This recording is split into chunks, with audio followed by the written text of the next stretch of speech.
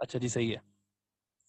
और today's topic थोड़ा सा ओवरव्यू करते हुए आते हैं, फिर इंशाल्लाह ताला नीचे चलते हैं। Our today's topic is internal control, in which we have to understand the definition of internal control. Internal control basically है क्या? Internal control is the process effected by an entity's board of trustees, management, and other personnel designed to provide reasonable assurance regarding the achievement of objectives in the following categories: reliability of financial reporting, effectiveness and efficiency of operations, and the compliance with applicable laws and regulations. Internal control क्या है? एक process है basically जिसमें effected by an entity's board of trustees, management and other personnel design to provide reasonable assurance. आपने करना क्या है? आपका इंटरनल कंट्रोल इतना अच्छा होना चाहिए कि आपका बेसिकली जो अकाउंटिंग स्टैंडर्ड्स हैं वो मेंटेन हो रहे हों, आपकी मैनेजमेंट आपके कंट्रोल में हो, आपके एम्प्लॉयज आपके कंट्रोल में हो, आपकी हर चीज़ एक तरह से अरेंज फॉर्म में होनी चाहिए, यानी कि हर चीज़ में, हर ऑपरेशन में इफेक्टिवनेस और एफिशिएंसी नज़र आ रही हो। जहाँ पे लैब्स मौजूद हैं उन लैब्स को दूर करें। अगर लैब्स दूर नहीं हो रहे, दैट मीन्स कि इंटरनल कंट्रोल स्ट्रांग नहीं है। इंटरनल कंट्रोल अच्छा होने से आपके जो ऑडिट रिपोर्ट तैयार होती है वो बेसिकली अनक्वालिफाइड और क्लीन होती है, जिससे फ़ायदा ये होता है कि आपकी हर चीज़, हर डेटा ऑलरेडी मेंटेन होता है, जिसमें कोई प्रॉब्लम का सामना नहीं करना पड़ता। एक-एक चीज़ डिफाइन होती है। फाइनेंशियल रिपोर्टिंग जो होती है आपकी, वो उसमें रिलायबिलिटी होती है। आपने अपनी फाइनेंशियल रिपोर्टिंग पेश करी है, आपने जिसके अंदर तमाम अपने रेशियोज़ कैलकुलेट किए हुए हैं, अपनी तमाम एनालिसिस किया हुआ है। हर एनालिसिस की बेसिकली क्या है, एविडेंशियल एक्टिविटीज़ मौजूद होनी चाहिए। यानी कि ये नहीं है कि सिर्फ़ जस्ट आपने हवाओं में तीर उड़ा के सिर्फ़ और सिर्फ़ कैलकुलेशन करी हुई, नहीं। हर चीज़ की according to date and time transactions records मौजूद होने चाहिए, जिसके थ्रू हम ये वेरिफ़िकेशन कर सकें कि आपने जो भी कैलकुलेशन करी हैं, आपकी वो सारी कैलकुलेशन ऑथेंटिक हैं, ऑथराइज़्ड हैं, और उन कैलकुलेशन की बेस पे मैं आपकी रिपोर्ट जो रेडी करूँगा, वो क्लीन रेडी करूँगा। क्योंकि आपकी report according to accounting standards होगी, according to general accepted accountability principles के मुताबिक होगी। तो ये इसका मतलब कि इंटरनल कंट्रोल स्ट्रॉन्ग होने से और अच्छा होने से सबसे पहली चीज़ ये होती है कि आपकी ऑडिट रिपोर्ट बहुत अच्छी बनती है। रीज़न कि आप हर चीज़ के रिकॉर्ड्स बहुत मेंटेन रखते हो, कहीं पे कोई मसाइल का सामना आपको नहीं होता। दूसरी चीज़ ये है, compliance with applicable laws and regulations आपके बहुत एप्लीकेबल हों, अच्छे हों। इंटरनल ऑडिट आपको अच्छा करना है बेसिकली। इंटरनल ऑडिट अगर अच्छा करोगे, ऑब्वियस सी बात, इंटरनल कंट्रोल अच्छा हो जाएगा। लेकिन अगर आपका इंटरनल ऑडिट अच्छा नहीं हो रहा, ऑब्वियस सी बात कि एक्सटर्नल ऑडिट में आपको फिर तरह-तरह के मसाइल का सामना करना होगा। तरह-तरह के सवालों के जवाब देने होंगे। तरह-तरह के एसेट्स अपने जो आपने रखे हुए हैं, उनको डिफाइन करना पड़ेगा, जो कि आपके एक्सीड हुए हुए हैं, जो कि आपकी कैलकुलेशन से आउट हुए हुए हैं। आपकी एक्सपेंडिचर समरी कुछ कहती है, आपकी ट्रांज़ैक्शंस कुछ कहती हैं, आपकी इनकम स्टेटमेंट कुछ बता रही है, आपकी बैलेंस शीट कुछ अमाउंट बता रही है। तो हमें बेसिकली वेरिफिकेशन करनी है, वी वांट एविडेंस, और एविडेंस की बिना पे आपकी रिपोर्ट रेडी होनी है। तो इंटरनल कंट्रोल बेहतर होने से फ़ायदा ये होना है कि आपकी रिपोर्ट अच्छी हो जाएगी, आपका इंटरनल कंट्रोल अच्छा होने से, आपकी एक ऑडिट रिपोर्ट अच्छी तैयार होने से, ऑब्वियस सी बात, आपकी मार्केट में एक वैल्यू होती है। आपकी जो है वो, जो बेसिकली डिविडेंड पॉलिसीज़ हैं, वो बहुत स्ट्रॉन्ग हो जाती हैं।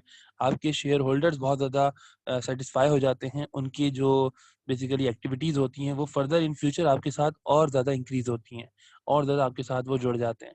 इसी तरह से defective types of internal control में आपके पास क्या होता है? एक होता है डिटेक्टिव, एक होता है करेक्टिव, एक होता है प्रिवेंटिव।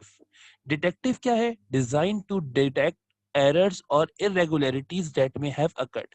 देखिए, रोजाना की बुनियाद पे कोई भी जगह ऐसी नहीं होती जहाँ पे एरर्स ना हो, जहाँ लैप्स ना हो, जहाँ प्रॉब्लम्स ना हो, जहाँ हर्डल्स ना हो, जहाँ डिफिकल्टीज ना हो। हर जगह ऐसी होती है जहाँ पे ये होता है। बट आप कौन हो? आपका काम क्या है? कंट्रोल करना। अगर आप कंट्रोल अच्छा करते हो, दैट मीन्स कि आप इनके ऊपर ओवरकम कर सकते हो। बट इन केस आप इसके ऊपर ओवरकम नहीं कर पा रहे, यानी कि आपका इंटरनल कंट्रोल बहुत वीक है। अगर आप इसके ऊपर ओवरकम कर जाते हो, काबू पा जाते हो, दैट मीन्स कि आपका इंटरनल कंट्रोल बहुत स्ट्रांग है। दूसरा है corrective, design to correct errors और irregularities that have been detected.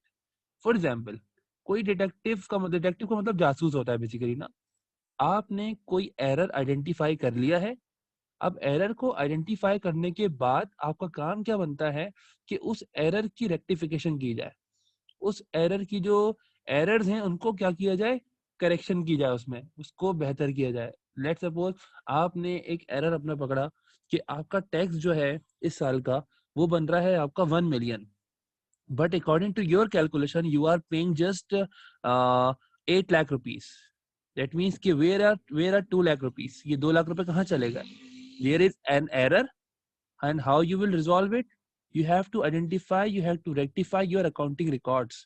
आपको अपने अकाउंटिंग रिकॉर्ड्स को रेक्टिफाई करना पड़ेगा, आपको उनको मेंटेन करना पड़ेगा, चेक करना पड़ेगा कि वेयर यूर इज लैब्स, आपके लैब्स कहाँ मौजूद हैं, सही है, आप कहाँ पे कोई कमी बेशी कर रहे हो, कहाँ पे आप अपने रिकॉर्ड्स को कहीं ना कहीं छोड़ रहे हो।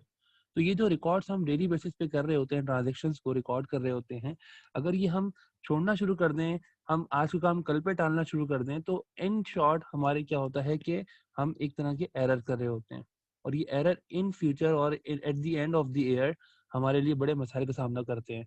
फिर हमें पूरी पूरी रात कंपनीज में गुजारना पड़ती है और अपने अकाउंटिंग रिकॉर्ड्स को सेट करना पड़ता है और 2 नंबर रिकॉर्ड्स बनाने पड़ते हैं मजबूरन।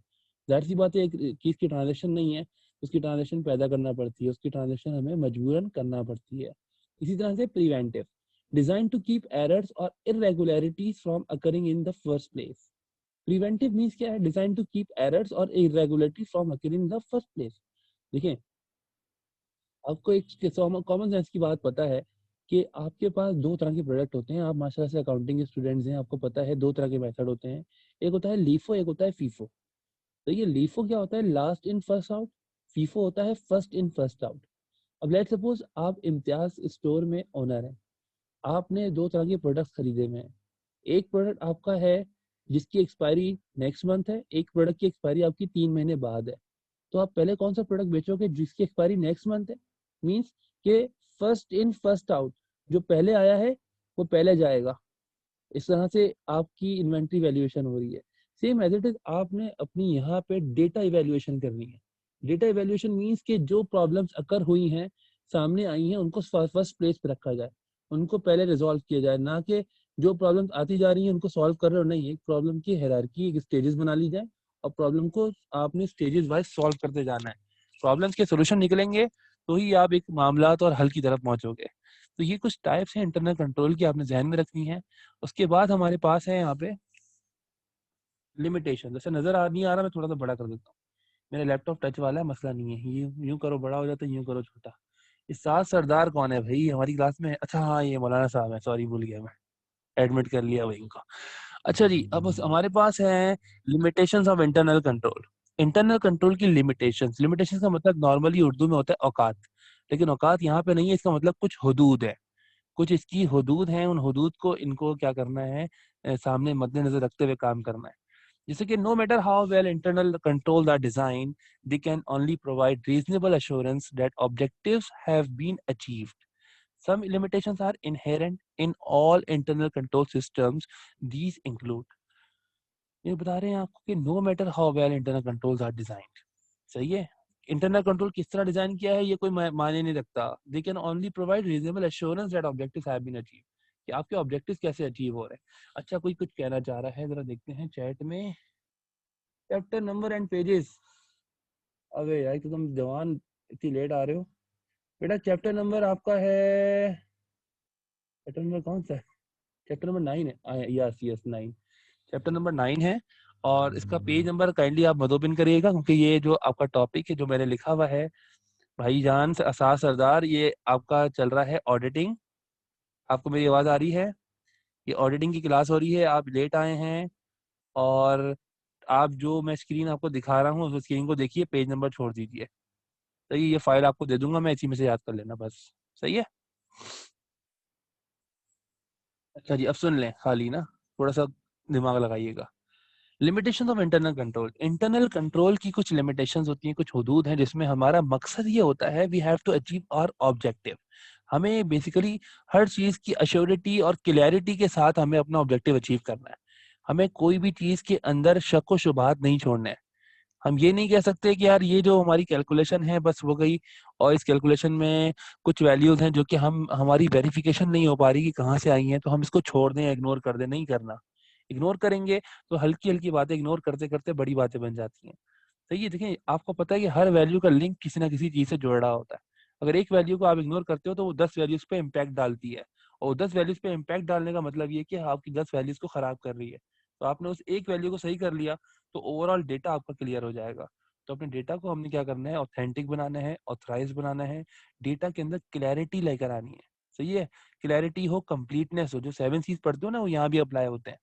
दीज इंक्लूड, नंबर 1 है जजमेंट।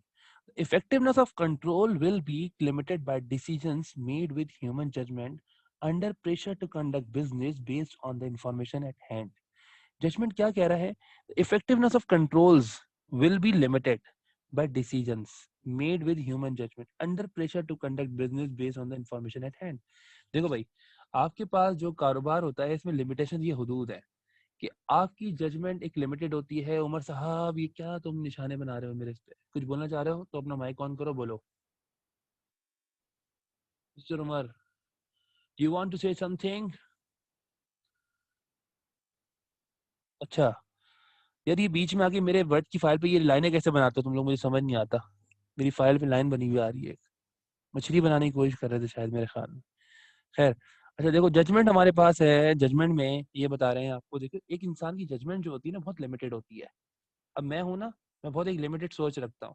अब मैं अनलिमिटेड नहीं सोच सकता क्योंकि मेरी स्किल्स, मेरी जो अंदर एबिलिटीज हैं, मेरी एक्सपर्टीज हैं, वो हर चीज को अचीव नहीं कर सकती। माइट भी पॉसिबल मेरे जो डिसीजन हो उसमें कहीं ना कहीं एरर्स हों, कहीं ना कहीं उसके अंदर लैप्स हों, उसके अंदर कुछ ना कुछ कमियां हों।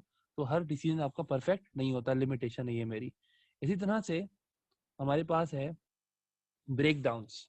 Even well designed internal controls can break down. Employees sometimes misunderstand instructions or simply make mistakes. Errors may also result from new technology and the complexity of computerized information systems. देखो भाई, सिंपल सी बात ये है, break down में ये कह रहे हैं कि एरर्स आपको पता है, आपने बचपन से पढ़ते आ रहे हैं। एरर हमारे पास तीन तरह के होते हैं। एक होता है हमारा रैंडम एरर, एक होता है हमारा सिस्टमैटिक एरर, एक होता है पर्सनल एरर। पर्सनल एरर वो एरर जो कि ह्यूमन एरर है, जो कि हर इंसान से हो जाता है। सही है, कभी भी इंसान गलती का पुतला है, कोई भी गलती कर जाता है। इसी तरह से एक सिस्टमैटिक एरर है कि जो आपका कंप्यूटराइज एरर है, आपका सिस्टम में एरर है, वो एरर आपका जो है वो ऐसी बात है। ये जो एरर्स है ना, ये एरर जमा होकर हमारी मिस्टेक्स बनते हैं, और ये मिस्टेक्स हमारे लिए अजाब जान बन जाती हैं हमारी ऑडिट रिपोर्ट में।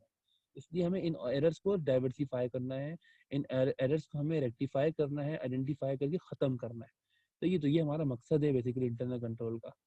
अच्छा, एरर में result from new technology and the complexity.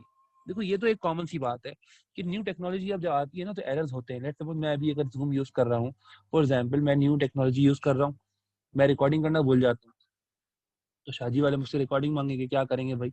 Error हो गया, गलती मानेंगे। तो ये क्या है, बेसिकली एक न्यू टेक्नोलॉजी जब आती है तो आपको बहुत ज्यादा शुरू में कुछ मसाइल होते हैं, कुछ प्रॉब्लम्स होती हैं। सही है, तो ये मसाइल आते रहते हैं। जैसे कुछ लोगों ने नई नई उबर यूज करना शुरू करी थी, तो वे उबर करवा ली, फिर बीच में उनको पता नहीं होता था कैंसिल करने पे पैसे कटते हैं, तो वो कैंसिल कर दी, तो पैसे कट गए आपके, या आपके ऊपर पेनल्टी लग गई। आपने ईमेल डाल दी कि भाई मुझसे गलती से हो गया ये वो, तो फिर वो आपको रिकवर हो जाता है, क्योंकि उनको पता था उस वक्त कि इस वक्त लोग सीख रहे हैं, ऐप मिस्टेक्स करेंगे तो वो आपके रिफंड हो जाते थे। लेकिन आज रिफंड होना इतना आसान नहीं होता। तो यही तमाम चीजें हैं जो कि ब्रेक डाउन होते हैं, हमारे कुछ मामलात होते हैं जो कि ड्यूरिंग वर्किंग हमें मसाइल का सामना आ रहा होता है। फिर है management override. High level personnel may be able to override prescribe policies and procedure for personal gain और advantage. This should not be confused with management intervention, which presents management actions to depart from prescribed policies and procedure for legitimate purpose. अच्छा mister Umar, आप kindly point number 3 को मुझे explain कर सकते हैं? Sir screen ही सही समझ नहीं आ रही। हाँ जी, स्क्रीन सही नहीं आ रही है आपकी। एक मिनट, शेयर ना। मुझे बोल क्यों नहीं रहे हो? अच्छा जी, एक मिनट देख लो, एक मिनट जाओ, मैं इसको दोबारा से शेयर करता हूँ। सही है। सर ये अनम्यूट करने से हमारी आवाज आएगी? हाँ आ रही है साथ आपकी। देखो भाई, म्यूट करने पे आपकी आवाज नहीं आएगी। आपको मैं म्यूट कर दूंगा ना, तो फिर आप जो है बस सिर्फ लिखते रह जाएंगे, आप बोल नहीं पाएंगे। बोले बोले ओके जरूर सर। बोले, कोई बात पूछनी है, कोई सवाल करना है, बोले, आपको खुली इजाजत है। आपकी क्लास की एडवांटेज ये है कि सिर्फ 4 बच्चे हैं, और ये 4 बच्चे होने की वजह से हमें एडवांटेज ये है कि हम किसी को भी खोल के रखें, हमें कोई मसला नहीं है। जिस क्लास में स्ट्रेंथ 30 अबव होती है उधर एक समझ ले मछली बाजार लग जाता है, इसलिए वहां बंद करके रखना पड़ता है बच्चों को। अच्छा जी उमर, सर अब समीर आपको को बंद स्क्रीन रखते हैं क्लियर जैसे नजर आ रही है? नहीं आ रही सर, ये बिल्कुल टेढ़ी मेढ़ी हो रही है। ये टेढ़ी मेढ़ी हो रही है? ये तुम्हारी स्क्रीन टेढ़ी जी मेढ़ी तो नहीं है बेटा, आप लोग की भी टेढ़ी मेढ़ी हो रही है क्या? नहीं सर। सब्रन सब्रन, एक मिनट, मैं दोबारा से इसको सर, आप स्क्रीन को नंबर शेयर कर, शेयर कर रहे हैं। मैं स्क्रीन अगेन शेयर कर रहा हूँ, सही है? ये वाली स्टॉप करता हूँ और अगेन शेयर कर देता हूँ, कोई मसला नहीं है। Sorry meeting. सर पिक्चर तो बड़ी अच्छी लगाई हुई है। यार थैंक यू वेरी मच। आप माशाल्लाह से, देखो तुमने पेपर यूनिवर्सिटी में देने, मुझे नहीं देने, इसलिए जो है ना मेरी तारीफ करने से कुछ नहीं मिलेगा। में चलता है सब चक्कर। सर आपकी तारीफ करेंगे तभी तो नंबर मिलेंगे। नंबर मेरी मैं कराची यूनिवर्सिटी पेपर से चेक करूंगा जाके। एक मिनट ना, ये कर ले, अच्छी बात है। तारीफ सिर्फ उस खुदा की जिसने हमें बनाया। आपको बनाया, मुझे बनाया। जी सही बिल्कुल। आ गई सर। स्क्रीन नजर आ रही है? जी सही हो गई। अच्छा उमर, मुझे काइंडली पॉइंट नंबर 3 रीड करके एक्सप्लेन करिए। पॉइंट नंबर 4 दानिया आप एक्सप्लेन करेंगी। सिर्फ कोशिश करनी है, एक्सप्लेन मैं कर दूंगा, कोई मसला नहीं है। गलत बोले लेकिन बोलना है।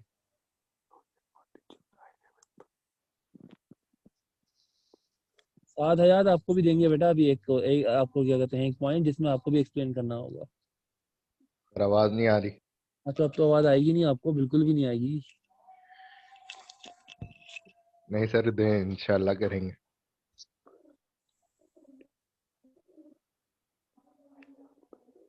अच्छा उमर, अगले साल इंतजार करूं आपका मैं? अभी तो पढ़ रहा हूँ सर। आप अच्छा अच्छा, बाकी किसी और। यानी आप पॉइंट नंबर 4 एक्सप्लेन कीजिए। सर मैं कैसे एक्सप्लेन करूँ इसको? कैसे मतलब आप इंग्लिश में पढ़नी आती है? जी सर। फिर मीनिंग करके मुझे बता दीजिए क्या लिखा हुआ है, खाली बाकी एक्सप्लेन मैं कर देता हूँ बस। कंट्रोल सिस्टम्स कैन बी सर्कमवेंटेड का मतलब मुझे नहीं पता सर। चले मतलब नहीं पता, मतलब मैं बता दूंगा, आप मुझे एक बार रीड करके देखिए आपको क्या समझ में आया, बस खाली मतलब मैं बताता हूँ हर चीज की, आपको कोई मसला नहीं है।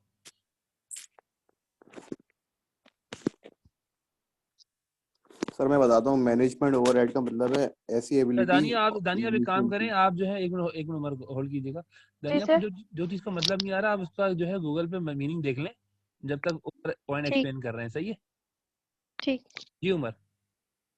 सर ये ऐसी एबिलिटी है मैनेजमेंट की जो कि चार्ज होती है, मतलब एक गवर्नेंस से, कि वो मैनिपुलेट कर सकते हैं अकाउंटिंग रिकॉर्ड हो गए, जैसे हमारे इसी तरह के फ्रॉड होते हैं ना फाइनेंशियल स्टेटमेंट में। ओवरराइडिंग मतलब ओवरराइडिंग कंट्रोल करके हम लोग।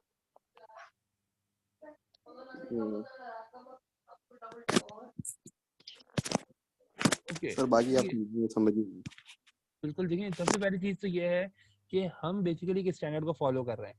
हमारे सामने एक समझने के हमारे पास एक पॉलिसीज प्रोसीजर्स रूल्स रेगुलेशंस की बाकायदा किताब मौजूद है, उसको हमें फॉलो करना है, सही है? उसको अगर हम फॉलो नहीं करते दैट मीन्स के we are out of accounting standards. हम उसके अकाउंटिंग स्टैंडर्ड्स के या उसके मैनेजमेंट रिकॉर्ड्स या मैनेजमेंट स्टैंडर्ड से बाहर हो जाते हैं। और अगर उससे हम बाहर हो जाते हैं तो हमारे लिए मसाइल क्या होते हैं कि हमारी जो सबसे पहली चीज हमारे पर इफेक्ट करती है वो ये कि हमारी मैनेजमेंट ओवरराइड हो जाती है। तो ये मैनेजमेंट ओवरराइड का मतलब high level personal may be able to override prescribed policies and procedures for personal gain or advantage. This should not be confused with management intervention, which represents management actions to। ये साथ तुम क्या कर रहे हो? एक मिनट रुको, ये अपनी वीडियो खोल के बैठ गई। बेटा आपने वीडियो नहीं खोलनी है अपनी। हाँ मैं वीडियो में ना खुद आता हूँ ना किसी को देखता हूँ, सर ठीक है? गलती से खुल गई। कोई मसला नहीं है, आप अपने को म्यूट कीजिए। तो ये देखें, और फिर क्या है, which management actions to depart from prescribe policies and procedure for legislate purpose. देखो भाई उमर, तुमने बिल्कुल सही बताया, कोई तुमने बात को लेकिन थोड़ा सा बस शॉर्ट कर दिया, सही है? आपने इसको इतना याद रखना है बस कि हमारे पास दो तरह की मैनेजमेंट होती है, एक हाई लेवल और एक low level. High level management जो होती है वो बेसिकली उनके पास क्या होते हैं, उनके पास पॉलिसीज प्रोसीजर्स मौजूद होते हैं जो कि वो यूज करते हैं ताकि उनका एडवांटेज मिल सके, उनको उसके थ्रू क्या कर सकें, वो अकाउंटिंग स्टैंडर्ड्स को अपनी कंपनी में मेंटेन कर सकें। तो उनका काम होता है उस चीज को दूसरों तक डिलीवर करना। तो ये अगर वो ही मैनेजमेंट, अपर मैनेजमेंट इनकी कंफ्यूज हो जाती है, ओवरराइड हो जाती है, जिस सूरत में होता क्या है कि सारा कंट्रोल धर्म भरम हो जाता है। फॉर एग्जाम्पल एक कंपनी है, उसका ओनर मैं हूँ। अब मैं ही अगर ओवरराइड हो जाऊं या मैं ही अगर कंफ्यूज हो जाऊं तो ऑब्वियस सी बात है लोअर लेवल मैनेजमेंट में इम्पैक्ट क्या जाएगा मेरा, वो तो बहुत बड़ा इम्पैक्ट जाएगा, जिसकी वजह से क्या होगा कि सारे के सारे लोग क्या करेंगे, एरर करना शुरू कर देंगे। सबके अंदर जो है वो क्या होगा कि देखो अगर मैं अपनी गलतियां नहीं करता तो ऑब्वियस सी बात है मैं किसी को गलती करने भी नहीं दूंगा, लेकिन मैं ही खुद गलती पे होऊंगा तो ऑब्वियस सी बात सभी गलत कर रहे होंगे। तो मुझे करना क्या है, मुझे जो है वो सबसे पहले अपने आप को चेक करना है कि मेरे पास से कोई मिस्टेक तो नहीं है। अगर मेरे पास से कोई मिस्टेक नहीं होगी तो ऑटोमेटिकली मेरी कंपनी में इंटरनल कंट्रोल स्ट्रांग हो जाएगा। कोल्यूजन क्या है दानिया, आपने मीनिंग देख ली सर्कमवेंटेड की? जी सर। क्या मतलब है इसका? सर ये एक एग्रीमेंट होता है कॉर्पोरेशन के बीच, सही है। तो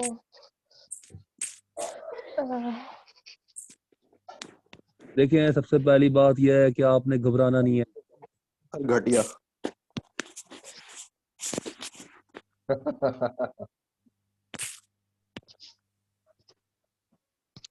ये बेटा, घटाया हुआ। सर आप समझा दे।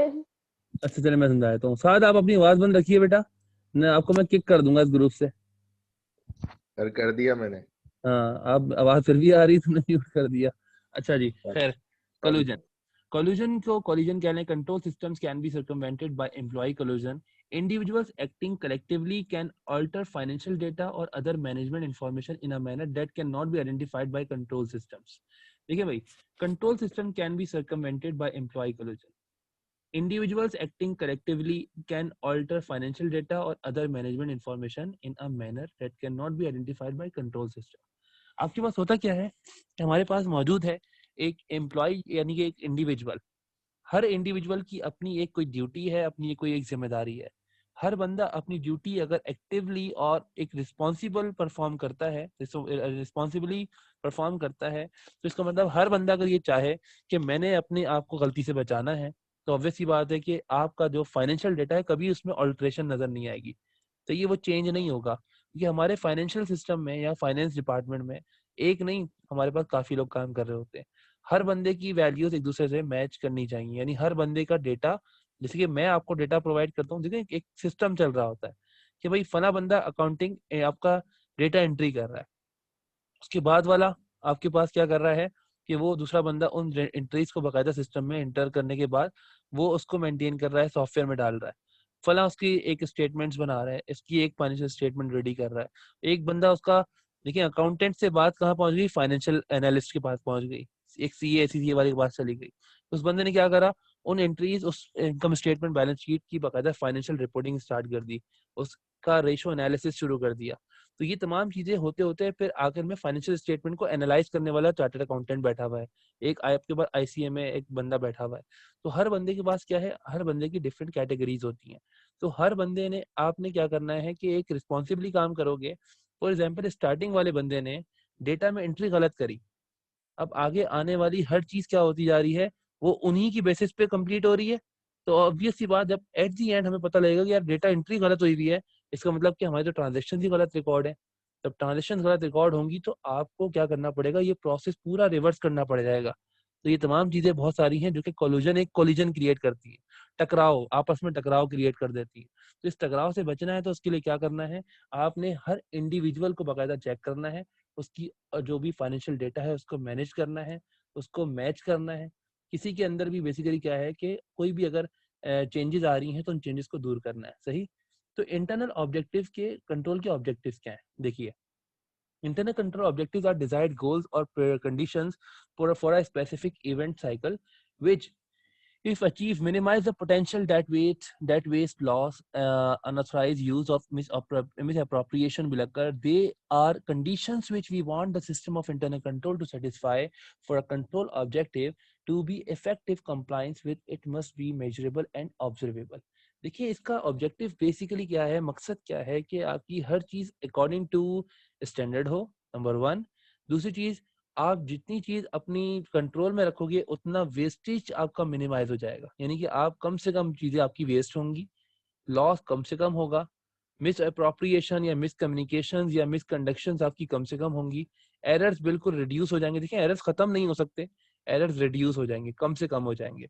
दे are conditions which we want the system of internal control to satisfy. Internal control क्या है, बेसिकली आपके सिस्टम में ऐसी कंडीशंस पैदा हो जाएं कि आपके सिस्टम में सेटिस्फेक्शन लेवल क्लियर हो जाए, आपके मैनेजर जो है, आपकी कंपनी के ओनर जो है, वो सेटिस्फाई हो जाए कि हम लोग बहुत अच्छे ट्रैक पे चल रहे हैं, हम कोई गलती नहीं कर रहे, हम कोई एरर्स नहीं कर रहे। तो इन एरर से बचाना है तो कंट्रोल को बहुत इफेक्टिव और एफिशिएंट बनाना होता है।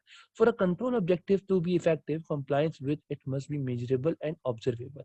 कंट्रोलिंग ऑब्जेक्टिव ये है कि हर चीज को आपने टाइमली मेजर करते रहना है, ऑब्जर्व करते रहना है।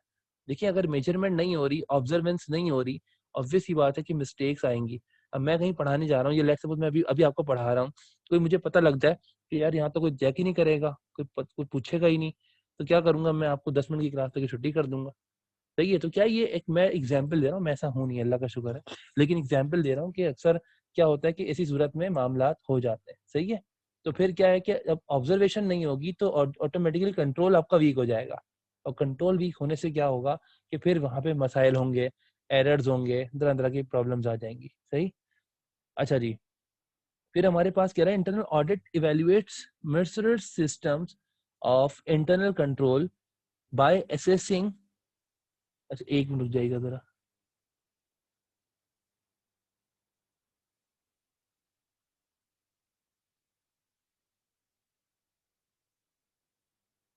अच्छा मेरे पास जो बेसिकली टाइम रह गया है, इंटरनेट कनेक्शन मेरा थोड़ा सा प्रॉब्लम कर रहा है, एक मिनट जाइए, इंटरनेट कनेक्शन मेरा थोड़ा प्रॉब्लम कर रहा है।